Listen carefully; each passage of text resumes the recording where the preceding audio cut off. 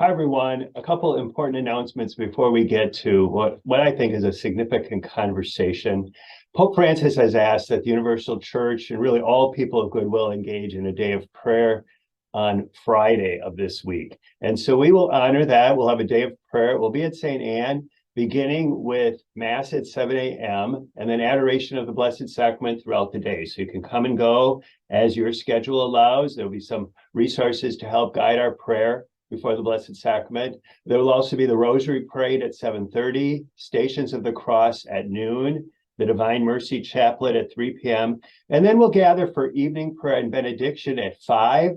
If you're not familiar with evening prayer, it's one of the wonderful liturgical rites that we have in our church. It includes music, psalm, scripture proclamation, preaching, and silence. And that may be an important part, especially in this time of the Synod in Rome. And as we kind of just try to make sense of an ever more conflicted world, to just be with God in silence as part of our evening prayer and benediction. So that concludes the day of prayer at 5 on Friday. Also, we want folks at Resurrection and St. Michael to remember that we will celebrate anointing of the sick at Masses this coming weekend. We celebrated anointing at 3 of the 4 Masses at St. Anne this past weekend, but all 4 Masses at Eastside parishes, Father Sloviak and I will both be there to offer that sacrament. I think there are some instructions in the worship aid as you arrive for Mass in terms of seating, but just kind of spread yourselves out as close to the front as possible, and we'll make it work. So we will come to you for that anointing. I would really encourage you, if you didn't get a chance, to watch last week's Quick Things conversation with Father Mike Joncas. He offers an excellent introduction for people who might be considering the sacrament, but really for all of us as Catholics to have a better sense of this one of our 7 sacraments. The link to that Quick Things conversation with Father Joncas is in this week's email. This is all by way of introduction to a conversation with Saher Khawass, who is a Palestinian Christian who is coming to us as we talk to him from his art studio in Bethlehem in the West Bank. So Gaza is where all the news is coming from these days, where Hamas waged its attack on Israel. But the West Bank is another of the Palestinian territories. And as you'll hear in the video, these are very tenuous and dangerous times for folks in the West Bank as well. I think Saher also reminds us that Palestinians are also, there are Palestinian Christians. I think there are Palestinian Jews. And while many Palestinians are Muslim, this is not, as some people have called this, a religious war. Well, the Palestinian cause really goes beyond religion, and not just to offer that clarification. I had hoped to kind of save this because we've had several conversations of late in the Quick Things, but I think there's an urgency as things escalate and evolve in the Holy Land that we offer it this week. I share the conversation with Father Tom Craig, who's the pastor of St. James in Eau Claire. He'll talk a bit about L'Arche, and he'll explain what the L'Arche community is. And he'll show some items that are sold, especially at his parish in Eau Claire. We've sold some here in Wausau as well. Those items will be on sale at our shared parish mission. All 3 of our parishes will be coming together or invited to come together for a pre-Advent mission at the end of November. So we'll talk more about that mission as we make our way through November. And while presuming these items are able to get shipped out of the West Bank and out of Bethlehem, we hope to have them on sale as part of that mission at the end of November. So here is our Quick Things conversation with Saher Khawass from Bethlehem. So I'm Father Tom Linder, and I'm with Father Tom Craig, the pastor of St. James in Eau Claire, who grew up at St. Anne's in Wausau, but this is not about us. So Tom, why don't you introduce us to our guest and what we're talking about today? Right. And so we do have a very special guest from, he is sitting in his place. I don't know if you're at your workshop or if at your apartment, Saher, but I'm in my little studio. Your little studio. So Saher joins us from Bethlehem and West Bank, Palestinian territories, however you want to call it. And thought it'd be a good time to check in person. And the other Father Tom there has the technology displaced. They have a good guy to edit the videos, and we thought we could record a Zoom chat. So Saher is part of the L'Arche community. Is it, how do you say it in Arabic? Ma'an al-Hayat? معنى الحياة. And it means living together in Yes. peace or something? Together for life. Together for life.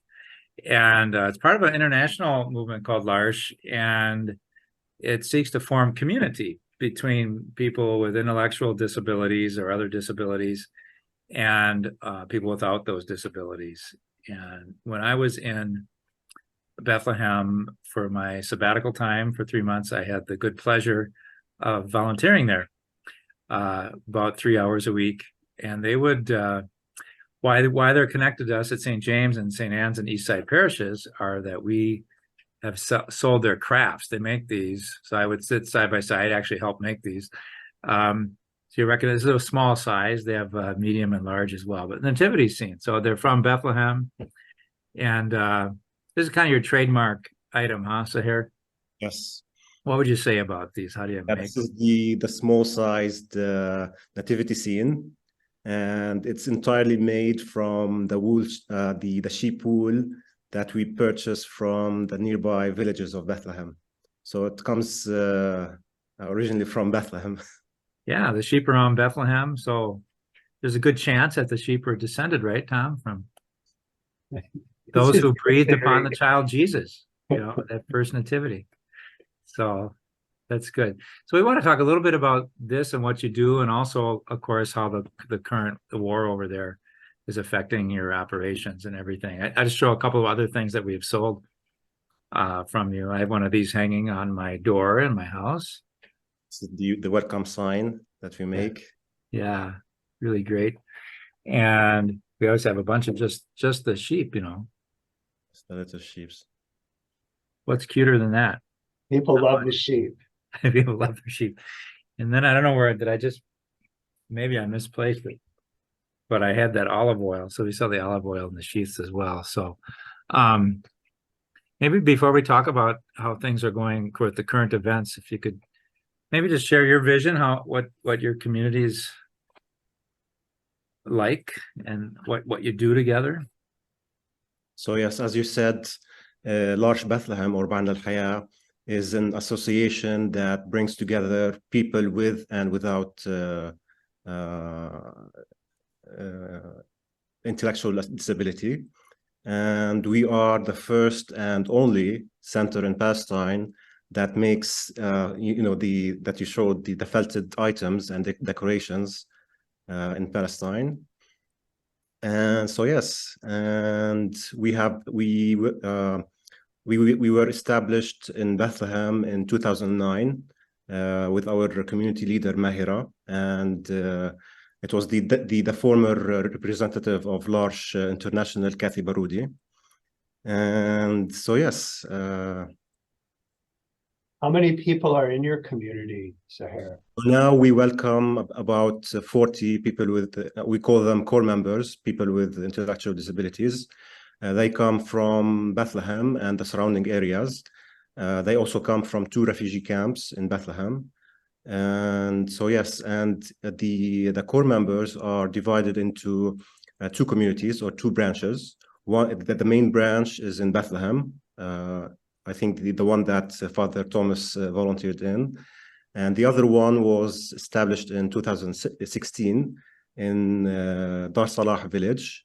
Dar Salah village is a village adjacent to Bethlehem. Yes. Yeah. Yeah. And so when I was there, I showed up and I just wanted to, I heard there was a nice gift shop that sold things like this, you know, and Rania was there and she said, would you like to join us for lunch? And they had a beautiful lunch, and I did. And then I was on my way out and they said, would you like to help us make these things for an hour? I'm like, okay.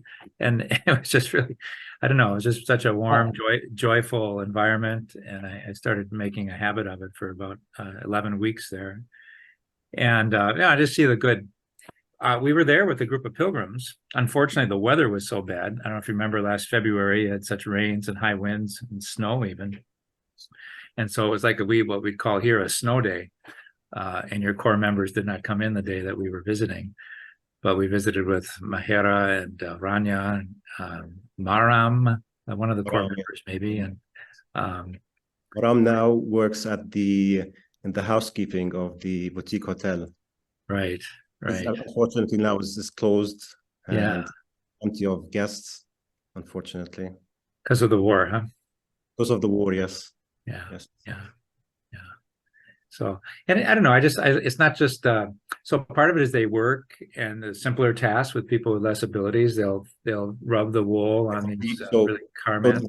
The core members are distributed among workshops, and each one is given a task, each according to his and her abilities. And so, yes, and yes. Yeah. If people ever want to see pictures, I can put some up too, but you're on Facebook, yeah? Yes. And I think, could you find it by L'Arche Bethlehem, or would you need the... I think we put both names in Arabic and in English. Okay. So there's a video too. I remember last year we shared a video from L'Arche. Yeah. Bethlehem. I'm pretty sure.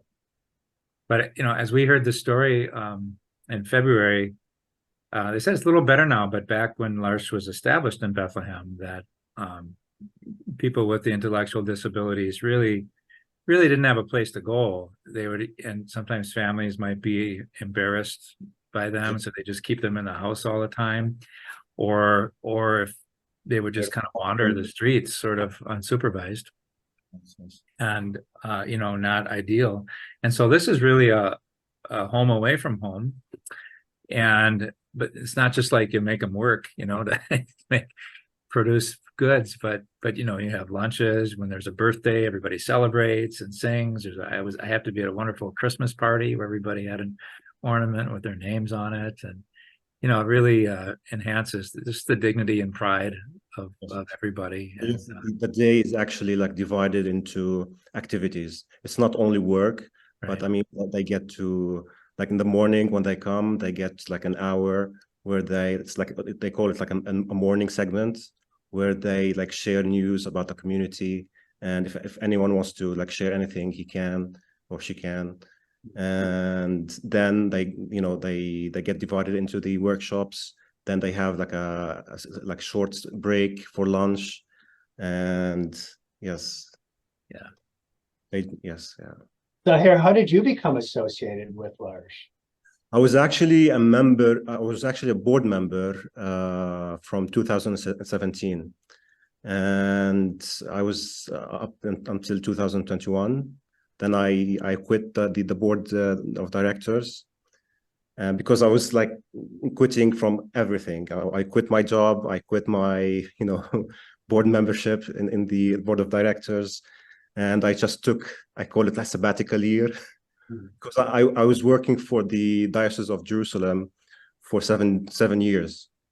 I was the media office director there, and it was, I mean, for me it was like time for me to leave and take a break. But again, I went back to L'Arche again, to L'Arche Bethlehem, and I offered my skills that I learned during my job with the Catholic Church in Jerusalem, and they accepted me. And little by little, they wanted someone to do the fundraising for the community, and little by little, I became the fundraising officer. Then I became the communication officer, and day by day, month by month, I was given more and more tasks, which I welcome so happily, actually. I mean, as long as I learn something new, I'm on it. Yes. So I started working for L'Arche back in February of this year. I started actually at the boutique hotel. I was working at the reception. Then, as I said, they wanted someone to do the fundraising and help Mahera in the administration of the community. So I accepted that. Because I mean, I love writing, and I'm good at writing, so I said, why not? Sure. Great. And little by little, as I said, I became also the communication officer. The latest, the last two newsletters that I hope that you got, it was like done by me. So yes, so I try my best to do the things that they ask for me. You have a lot in common with Tom here. He was a writer. He's a newspaper man, so it's good. You could switch jobs. I used to be I mean, I don't call myself a journalist, but I mean, I used to do the articles for the Latin Patriarchate of Jerusalem, Oh, the media office there. do you know the new Cardinal of Jerusalem? Yes, of course. He was my boss. Oh, really? Oh, my goodness. He was my direct supervisor. Okay. Yes. Did you work with Nizar Haloun ever? Nizar, I know Nizar. He actually worked for the Franciscans. He worked for the Okay. Oh, custody. that's right. Sure. But I mean, we did similar jobs. Yeah. Yeah. But I mean, Nizar, he's really like, he's a really wonderful man. Yeah. Yeah. Agreed. Yeah. Yeah. Um, So, have you done your sabbatical at Tantur? yes. Maybe. Okay. Yes. Yeah. Yes. Yeah.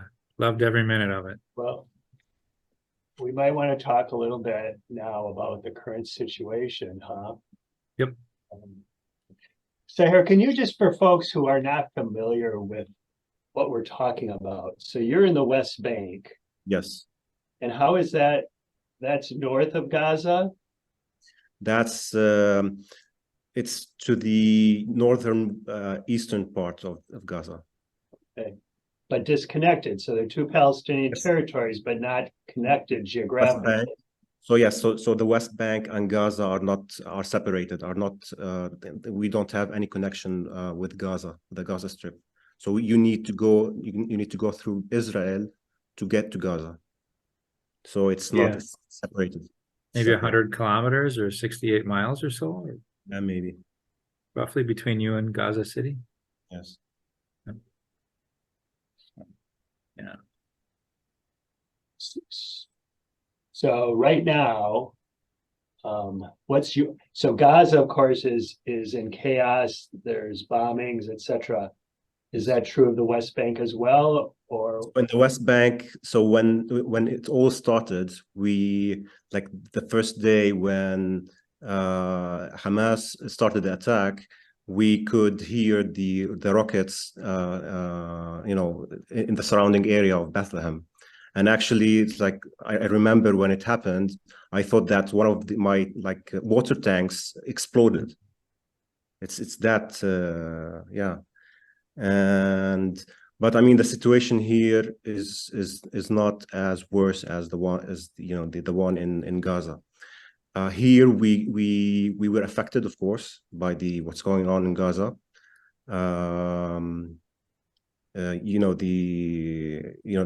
Once the attack happened, everything closed. Checkpoints to get to Jerusalem were closed.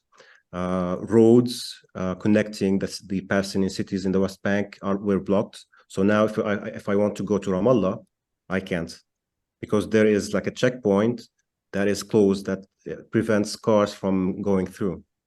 So, and I mean, this thing especially affected us when we want to go to other cities and sell our goods and our items. So now, and even to ship the orders that we get, now there is a way to ship orders, but it's really expensive. Like in the past, it wasn't as expensive, but now to ship orders, we have to deal with a certain company, which is the DHL, to ship our orders. And sometimes the shipment is more expensive than the order itself. So the client is really hesitant to give us the okay to proceed with the shipment. See, so now to ship the orders via DHL, you need to pay $700 for one box. So you can imagine how much. Yeah, so I wired some money so we could, if obviously, I think it should cover the shipping for sure. I tried to you didn't have the shipping cost, so I don't know exactly, but you'll just have to let me know. Mm-hmm. and we can cover the difference. Yes. So do you feel that you in greater danger now in Bethlehem Now, than you were? I mean, for me personally, I don't feel that much in danger. I mean, it's relatively safe in Bethlehem. We are seeing now some protests in Bethlehem because of the bombardment that happened at the hospital in Gaza yesterday. Everyone is rising up. Everyone is revolting, and the Palestinian Authority is trying to disperse these protests. So we are met with the Palestinian Authority and trying to keep it down, you see. But I mean, generally, it's really safe. Today, we observed a general strike in the West Bank. So now Bethlehem, like from this morning until now, it's like a ghost town. It's like no one is in the streets. No one. Today I went out and just walking in the streets, and there was like none. There was no people in the streets. Everything is closed, and so you can see like a few cars just roaming around. But I mean, everything, life came to a halt today. Who imposes the general strike, or where is that a? I have no idea. I have to check. Yeah. Okay. But I mean, the strike was expected. I mean, today was not only a strike, but it was also like a mourning day for the victims. Oh, okay, sure. Okay. So it was a day of mourning as well. So it was expected from everyone, you see. Yeah, that's tragic. Maybe just for people that might not know, so Bethlehem's a pretty big city. I don't know how many So people. Bethlehem includes I mean, you can call them towns, the towns of like Beit Sahur and Beit Jala. And also you can include with that the three refugee camps surrounding them. About how many people? About maybe 300,000. Okay, yeah. So, and it's just about 6 miles south of Jerusalem or so. Yes. 10K, right? I mean, it takes you maybe like 10 minutes to get to Jerusalem, but Yeah. like without the checkpoints, without the traffic. Right. I mean, when I used to work in Jerusalem, it took me like maybe an hour and a half to get to my office in the old city for like a distance of like 10 kilometers. Right. Would any refugees from Gaza come to the West Bank? Actually, there are Gazans workers who work in Israel, and since the start of the war, Israel took them all to the West Bank, and they just throw them at the checkpoint, and now they are in Ramallah or in Bethlehem, just waiting for their fate. They have nowhere to go. So they are putting them in large holes, like for them just to stay there. I don't know about the exact number of the workers. Maybe you can like 700 workers, dispersed in Ramallah, in Bethlehem, or where the checkpoints are.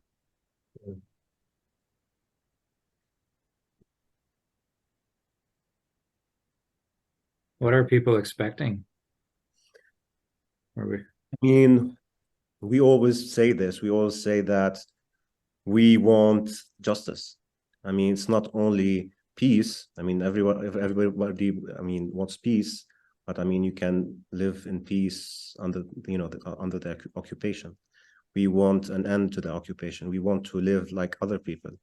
Yeah. I mean, it's a basic right, just to be able just to go from Bethlehem to Jerusalem and pray without having to go, through the hassle of checkpoints. Just basic rights. Just yeah, there's basic a saying that I remember hearing, and I didn't understand it too much as a young person, but now it just seems so obvious. From Pope Paul VI, he said, if you want peace, you have to have justice first.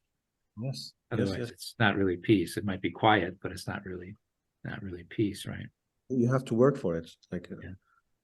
And I mean, also for Israel, I mean, it needs to think for itself as well. I mean, it can't go on with occupying. I mean, forget the West Bank. Like it can't keep people under siege and under blockade for now like 18 years. Just it's like inhumane. It's really inhumane. Yeah. And like, you know, everybody talks about the unprovoked attack of Hamas, but I mean, for me, and it's not unprovoked. It's the you know the all these years of blockade. I mean, yeah. And Yeah, you hate to see the awful violence that happened, but it wasn't shocking, I guess. yeah. Yeah, right. Yeah. I suppose everybody's all over the board with how they view, like, you know, so we see from October 7th, you know, like you say, it didn't happen out of a vacuum, and yet it was, you know, horrific, all the scenes. And I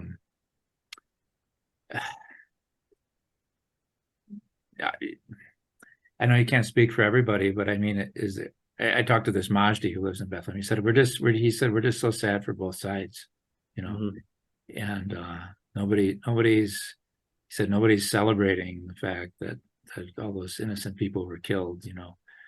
And we just hope that there can be fairness comes to prevent this stuff in the future. I don't know if that's consistent with your sentiments or not, but yeah.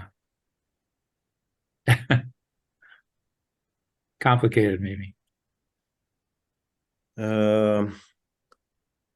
I think everybody wants a solution, and as I said, you can't keep on occupying other people. I mean, you have to expect a reaction, like in the end. I mean, of course, there are like innocent civilians on both sides, but I mean, yeah, I mean, it's a reaction. It's a reaction, yeah. Oh, Hard place to be. right.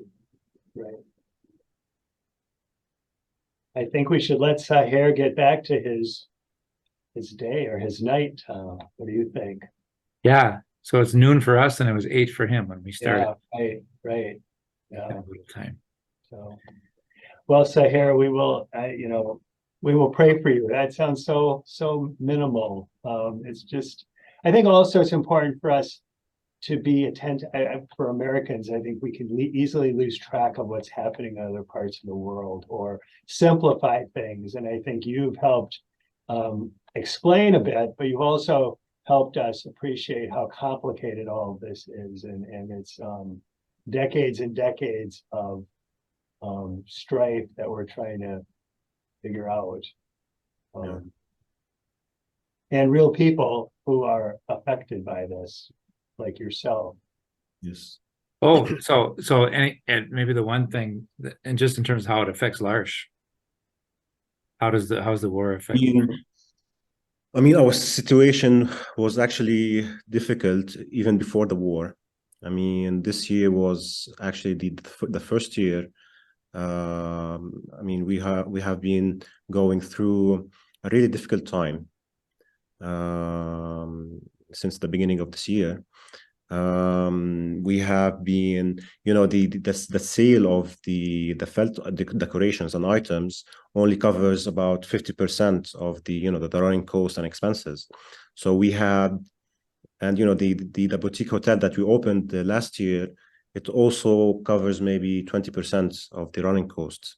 I mean, it was the aim of this project was to have another revenue generating project to help with the community.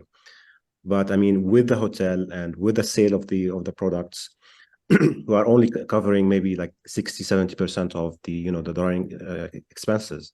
So the other 40% we have to rely on call of proposals and grants and donors to help us cover that percentage. But I mean, this year we applied for many grants. We applied for many proposals. We submitted many proposals, but unfortunately, they all got rejected. So this helped to amplify the financial hardship that we are going through. And also the work of the hotel depends on the low and high season of tourism. And during the summer, almost 2 months, we had no guests. So it was really, really difficult for us this year. And with the war, everything just went to it went downhill for us. Yeah. And so yes, I mean, so we are hoping for our friends and supporters to help us now during this time. So yes, also I mean, because we were expecting, because now the months of October and November and December, it's high season for tourism in Bethlehem, and now with the war, everything is stopped. So recently it's like day by day we are receiving reservation cancellations from individuals who reserved in the hotel, and also from tour operators. And this is expected. But also at the same time, we were expecting to participate in Christmas markets, both locally and abroad. And now it's like everything is closed. Everything is we can't do that. We can't travel, and we can't ship orders properly. So yes, so it's really hard. Like 2 days ago, just to give an example, we one of our clients called us and said that the check that we gave him rebounded, and when we checked our bank accounts, we found out that we don't have any money in the bank. So now we are expecting more and more clients to phone us, asking for their money. Well, hopefully you'll get a deposit this week from Eau Claire. Oh, yeah. yes. God will, inshallah, right? So yes. Yeah. But I mean, the good thing is that we are still receiving orders from abroad, and that is keeping us busy, and we're happy about it. You see, I mean, we don't want to ask money from our friends, but we are happy to make them orders. Yeah. Okay. Well, appreciate the time. What do you think, Thomas? I think you should wrap it up for us. Okay. All right. Thank you very much. Yeah. Shukran. I look forward, maybe someday I will meet you in person. Hopefully, yes. I keep trying to get him over there, but he's been resistant. Okay. All right. Bye-bye. Say hi to Rania in the game. God bless everyone. Okay.